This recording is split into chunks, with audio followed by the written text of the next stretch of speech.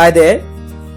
In this video, we will focus on understanding the defense mechanism of sublimation, comparing it with displacement, understanding how it can help and hinder our growth, and finally, how therapists and coaches can help clients whose growth is being hindered by sublimation.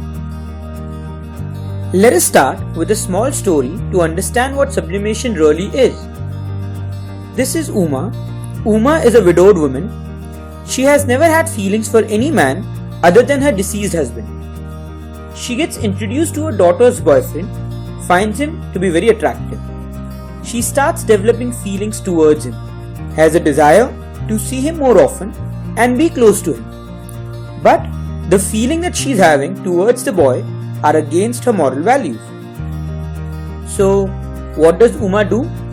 She unconsciously transforms her unacceptable feelings to motherly feelings which are accepted in the society and are in sync with her moral values. She starts funding his education, takes him and her daughter out for dinners and movies, calls him once a week to check on his studies and hostel, goes out of her way to help him, and even sides him when her daughter and her boyfriend pick a fight. What Uma is doing here is that she is using the defense mechanism of sublimation. What is sublimation? Sublimation is a type of defense mechanism where socially unacceptable impulses or idealizations are unconsciously transformed into socially acceptable actions or behaviors, possibly resulting in a long-term conversion of the initial impulse.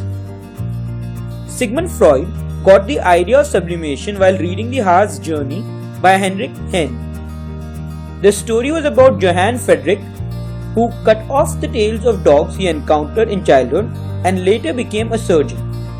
Freud termed sublimation as one of the mature defense mechanisms, but it was Anna Freud who actually built up on this in her book, The Ego and the Mechanisms of the Defense.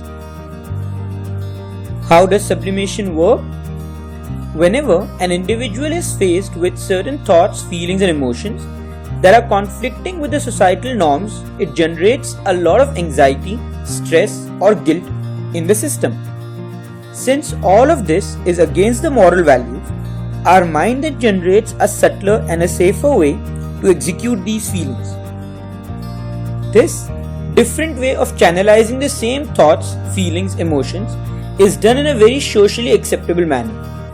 Thus, it reduces the stress, anxiety or guilt that people experience.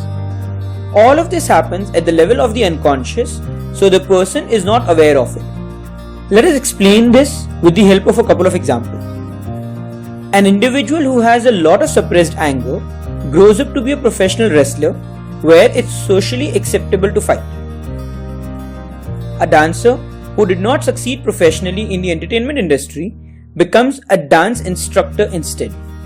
If we go to see, sublimation is similar to displacement. However, it happens when an individual is able to displace his or her emotions in a constructive and socially acceptable way rather than destructive activity. In displacement, you would notice that the anger felt by a woman for her boss may be channelized to her sister. So her behavior is still destructive with her sister. Shouting at her can damage their relationship. On the other hand, sublimation is similar, but the behavior is more acceptable at social moral level, like in case of Uma.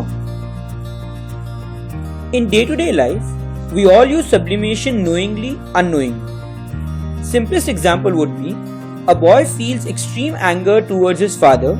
Since he can't express it, he plays violent video games. Now, this is definitely helping him in a way. However, the flip side to this is that the original feeling of anger towards the father is not addressed. At the same time, not always will he get a chance to play video games, which can then add to more complications. In the example given above, about Uma and her daughter, it is a possibility that Uma's daughter eventually may object her mother going overboard with the young man. She may express displeasure of not being prioritized. This may lead to friction in the mother-daughter relationship. Thus, like every defense mechanism, in the short run, sublimation serves purpose, but in the long run, it can have the potential to create complications. As far as therapists and coaches are concerned, remember, sublimation is happening at the level of unconscious to protect the client by not letting them become aware of their true feelings. This is because the client may not be capable of handling both the true feelings, in Uma's case, the attraction towards a young man, and the anxiety, guilt or helplessness that they would experience as a result of becoming aware of these true feelings. During therapies and coaching sessions, most clients strongly resist from acknowledging their sublimated feelings.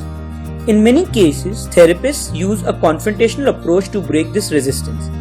What is important to remember is that the confrontation coupled with acknowledgement of true feelings without the skills required to cope with the same can do more harm than good. Hence, as far as possible, help the client get in touch with their true feelings through a more subtle approach that does not include too much of confrontation.